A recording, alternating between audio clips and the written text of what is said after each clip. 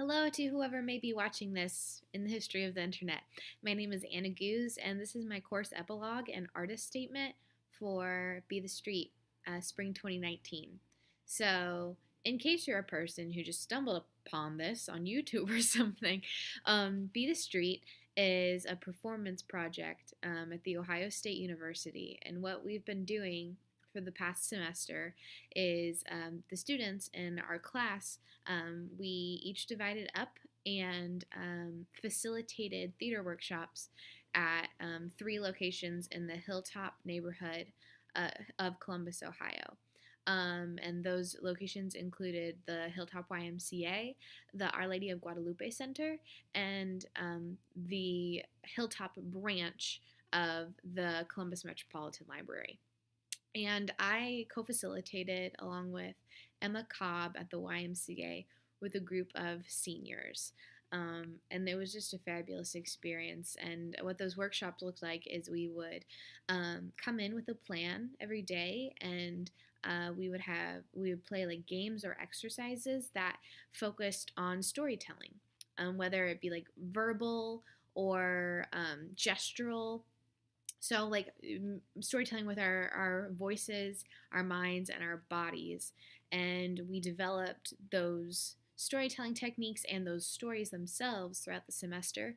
And then we shared that with the community on April 13th, April 13th at the Steam Factory, at Ohio State Steam Factory. So that's just a brief overview of what Be the Street is. The way I understand it, the best way I can explain it. But today I'd like to talk about kind of how I grew throughout the process and how my stance towards Be the Street changed throughout the process. So first, I'd like to talk about how it developed me as an artist.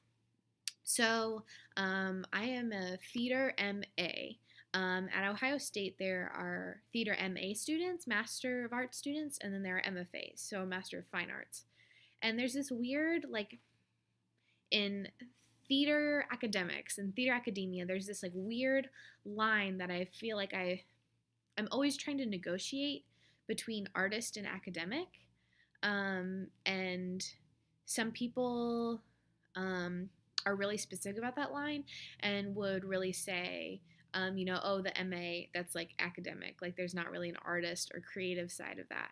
I push back against that a lot, partially because the reason that I feel that I like to write about theater and I like to read about theater and I like to see theater and think critically about it is because I kind of know how to do it, and that I do have a creative part to me. And also I do dramaturgy, which is if you're watching, you don't know what dramaturgy is a type of role in a production process where the goal is just to help everybody understand the plays the best as they can. And so that means collaborating with the director and the production team and cast on really honing in on what the vision is, what the themes are, like how do we communicate that amongst each other, and how do we communicate that to our audience. And so there's a really creative component of that too. Like I write the program note, I do lobby displays, and I also did all of this for Be the Street, which I might talk about later, but I might not. I might save that for another time.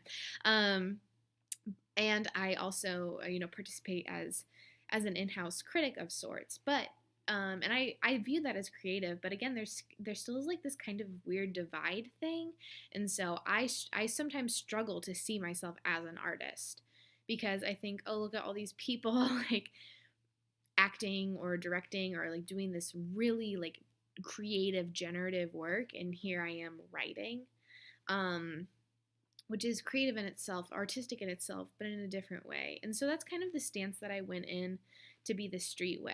Like, I can look at this really critically, but I don't know how much an artist I will be in the process. And so the funny thing is, and looking back in my journals, I struggle with that too. It's like how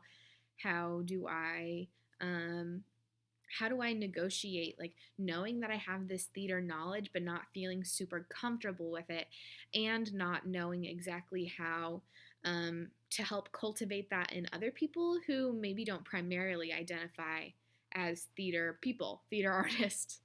Um, and so I, but a blessing out of that is I would go into these workshops with Emma and say, gosh, I don't know what today is going to look like, but something beautiful is going to come out of it. And the really awesome thing was the onus was really taken off me to some extent, because we tried really hard to cultivate an atmosphere where everybody felt like they were an artist. The funny thing is, when we were reflecting on all of this at the YMCA recently, they were like, oh, no, no, we're not artists. But what Mariah and I realized is that they were kind of thinking of artists in like the traditional sense of like a visual artist. And so when we started saying, no, like you were moving your bodies, like you were telling stories, that's art. I think that was clicking for them. And it clicked for me too. Like every time I'd go in and I'd look in front of me, I'd say to myself, like, look at what everybody is doing. Like I'm not controlling it, but I have like a hand in this. I helped to create conditions where this art could grow, and that really helped me develop my own idea and build confidence in myself as an artist, knowing that I was at least holding space for other people to be artists, and that's really beautiful. But where I really started to feel like an artist was kind of where we had to flip the switch of going from our group being the generating most of the content through their bodies and their voices, to Emma and I having to sit down and say, okay, we got to turn this into something, and we're kind of at a time crunch now, and over 100 people are gonna watch this. Sorry, I gotta get a drink because I'm talking too much. Over 100 people are gonna watch this, and it has to be something at the end. And kind of the difficulty, I kind of wanted to throw it all out the window. I wanted to be like, who cares what it looks like? We've had this amazing process behind us. Like, we got to know all these lovely people. They got to know each other. Like, if the performance doesn't make any sense, then it's okay. Like, we have all that, which is true to some extent. Because what I had to remind myself is, yes, that is true, but they've entrusted Emma and I to listen to everything that they're giving us and watch everything they're giving to us, and to help to turn it into something that would be meaningful to both them as the participants, as the creators, and the audience. And it's like this weird line we've been towing the whole class, like, where does aesthetic come in community engaged theater? And I think what I've really come to understand is that the aesthetic is actually really important, because, and I might have said, no, it's not, again, like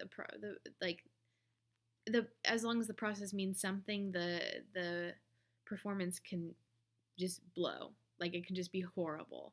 But the more I thought about it, it's if we're trying to say something, if we want our audiences to be witnesses to the stories that we've created, that we've generated, that our group has generated, then there needs to be some place where we make it meaningful, where we, or not make it meaningful, but where we present it as meaningful, which means, it being entertaining does mean something. It being beautiful does mean something, because that engages an audience more and hopefully forges some kind of connection between them and whatever message we might be sending out into the world. Yeah, and it was kind of interesting, because when we hit that time crunch, I was like, I am an artist. Like, there were no questions anymore, because it's like the pressures of time made me be an artist, which was cool. Like, we would walk into rehearsals and, Emma and I would have a plan, and I'm thinking especially of when we were doing I was teaching everybody the dance, and I like had these flashbacks to like when I was dance captain and show choir in high school, and I was like, you know what, I'm like, I can do this. I can be an artist, and I can be a director when the time is necessary, like, not, I didn't need to be a director necessarily 3 months ago when when we weren't so crunched for time, when we weren't so close to seeing um, the the I hesitate to say light at the end of the tunnel, but that's what I was gonna say. The light at the end of the tunnel of a performance. But when I stood up and I said, "Here's your dance," I that was the moment where I was like, you know what, I can do this. Like, it's kind of trial by fire, but I can do this, and I wouldn't have felt that if I didn't have in front of me 9 people who I knew that what Emma and I had come up with, what we had decided on, was because of their artistic creativity. And so it really felt like this amazing, like, collaborative junction of like all of that art coming together. And so it really grew in that way. And I definitely feel like I'm an artist again, I guess, because there is a part of my life where I would say, yeah, like, yeah, I'm more of an artist than an academic, but now I think I'm like getting back into a balance between the two and understanding that the two can coexist and that they really do beautifully coexist, because you create better art when you can critically think about it, and you can critically think about art better when you do it. So I've learned that. In terms of how I've engaged as an active or how I've developed as an activist, um, that's a good question for myself. Uh, so it's something we've been struggling with as a class too. It's like what does activism look like in community engaged theater? And the really tempting thing to do is to walk into a room and say, you know, we're going to talk about this, this, and this. Like, these are the social justice issues I'm passionate about. It's really easy. Well, it's not easy to do that, but it's tempting to do that and to steer it that way and to say, I feel personally that I want to be an activist. I want to be an advocate and activist for this particular issue or idea or whatever. But what really challenged me was I tried to go into every workshop and just receive and let the group go on tangents, which even now, looking back at them, like, they were really annoying in the moment. But looking back, that's where we really got to know our group. And that's where we really got to know what was important to them. We learned, that wanting to let people know that they have life ahead of them as well as behind them, like that, those were came out in those moments where I was like, okay, that's not what we were talking about. But or these moments of like really deep loss that were really important to them and really changed them as people. Like, those aren't necessary, those aren't things that I would go in and be like, I think that the world needs more discourse necessarily about this thing that you all are bringing up, because that's not the world I live in. But there was something really liberating about going in and saying, I'm just going to receive to myself, I'm just going to receive what's given to me today. And, you know, I have, these people have entrusted me with that.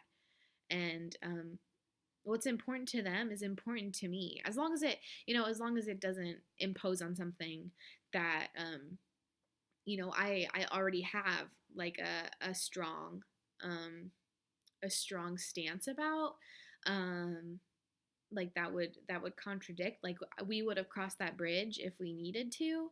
But there was something really nice about not going in and being like, we're talking about race or we're talking about income inequality, which are crazy important things, and could be explored in that group and could be explored in any number of groups.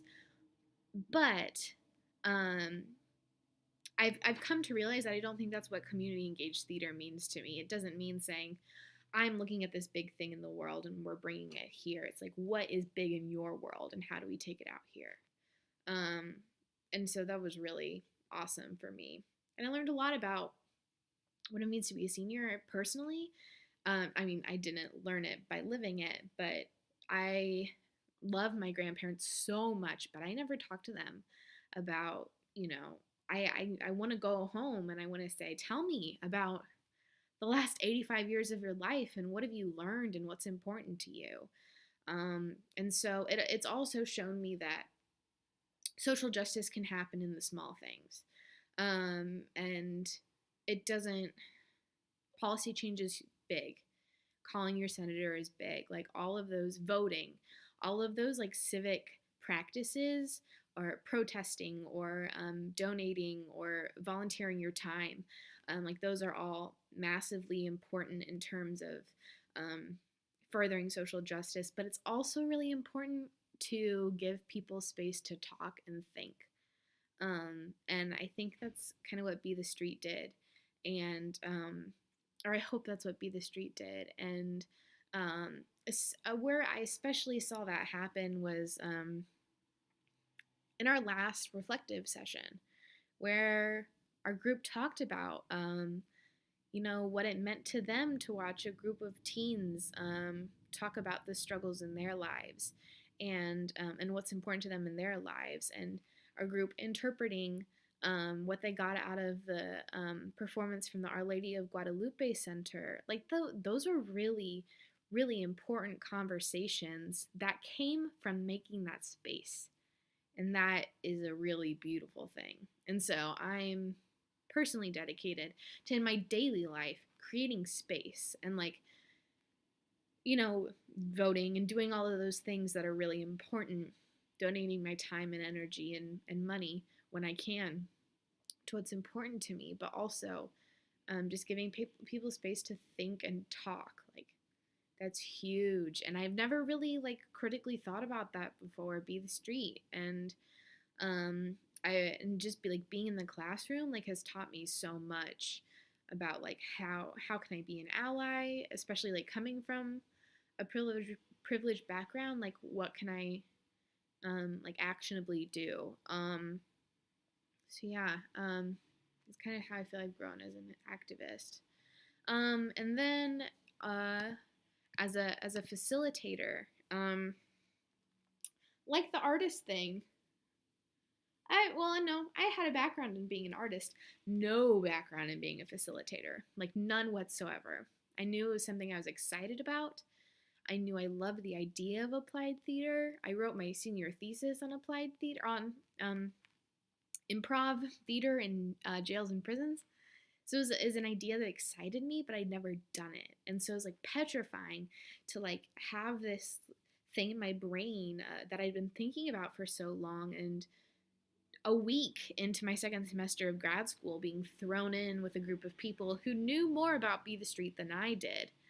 Most of our group had been in Be the Street last year.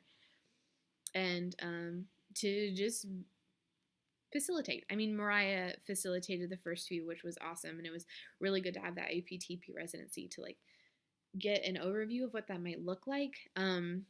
But again, that's a trial by fire kind of thing. And what was amazing was having Emma as my co-facilitator. Emma having a huge background in community engaged theater, considering her family founded Cornerstone. So that was awesome to have her by my side. And I kind of talked about this in class the other day, and maybe Emma would disagree, which is totally cool. But I think what was really awesome is near the beginning of our facilitation process, I was definitely not confident, at all. No clue what I was doing. And Emma had a much larger background in facilitation. But then near the end, I think I have more of a background in theater practice than Emma does. So we got to do, but she has a lot more background in theater than I did in facilitation. So so I kind of went from ooh, don't know anything to oh, I kind of know this. And so it was like kind of this like roller coaster switch thing. Again, she does have a background in theater, but like that's kind of where I grew to be more confident. And I think she's more confident in facilitation. So it's cool how we like kind of crossed paths there. But so that's kind of speaking to like my comfort level as an artist. But I would also say that like it wasn't just this like facilitation. Oh, now I feel like an artist. Now I can like do the aesthetic stuff. I did grow like this with facilitation. And I think again, a lot of that came out of those moments where I like dropped to the floor and was like, that was a disaster. Like I didn't explain anything well. Like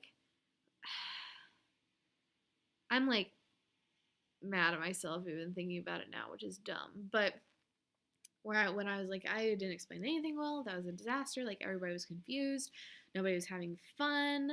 And in those moments when like there were like all these pep talks going on, and it's like it's okay. Like it's a process. Like that's what I had to like really get in my brain. Like it's a process. Like it is not supposed to be perfect.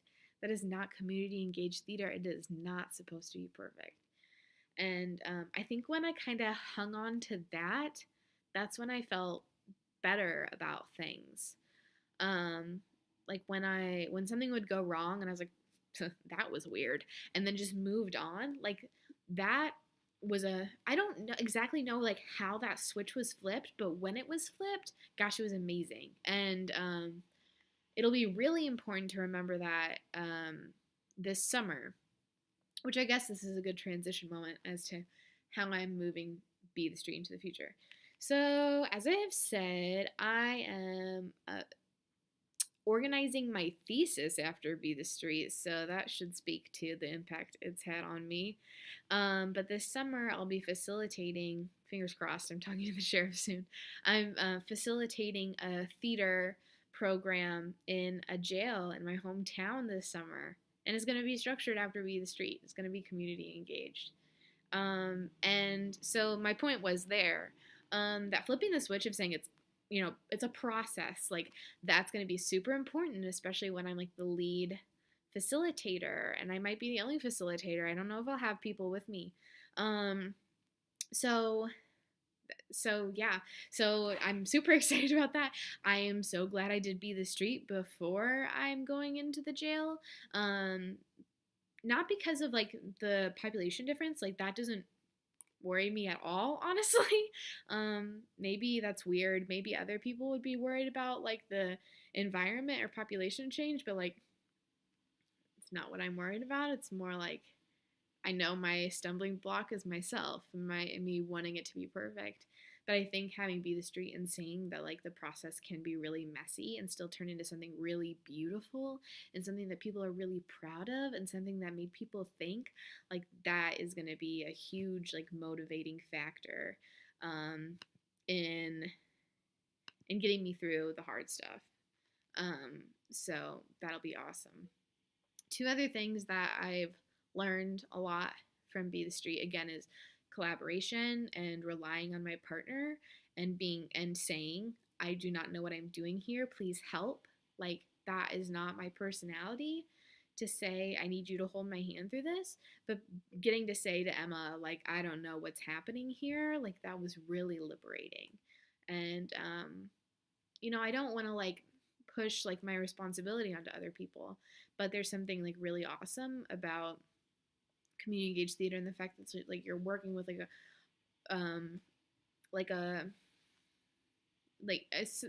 things being emerging, and you don't really know what every day is going to look like until you get in there. There's something really cool about that collaboration there and saying I got your back, you got mine, and we're going to work together and we're going to make it happen. And I don't know if I'll ever get that good of a collaboration again, because Emma and I were like kind of like, it was like kismet. It was good stuff. Nice, just chance being thrown into YMCA together, but it worked really well. And it was really, really sweet, the YMCA and APTP saying that we worked really well together, so that was really awesome. And then Another thing I learned is that humor is now a part of my aesthetic as an artist and an a scholar. I'm in academia and I don't know what the name of a person who's academia is. A scholar. So, that humor is now an aesthetic of it because APTP pointed it out, and like I feel like we made people laugh sometimes. And even though it's a defense mechanism, I kind of want to hang on to it because it like helps me stay sane. And so that's just like kind of a little thing I've discovered through Be the Street, that I want to hang on to because it makes the hard stuff more fun. Yeah, I've talked for a really long time. I'm really thankful for Be the Street. I wouldn't, it's like one of my favorite classes I've ever taken of all time. And it's definitely the one that I think has like changed me most in terms of like giving me more to think about and motivating my work for the future and showing me how my interests can collide. Because again, I'd always had an interest in applied theater, but I was like, I also have this really strong interest in dramaturgy and teaching. But then what I realized is that they all fit together like really nicely. Um, and so that was awesome, like seeing that and knowing that I have it in me, that we made it happen, and we can make it happen again. So thanks, Be the Street. I love you.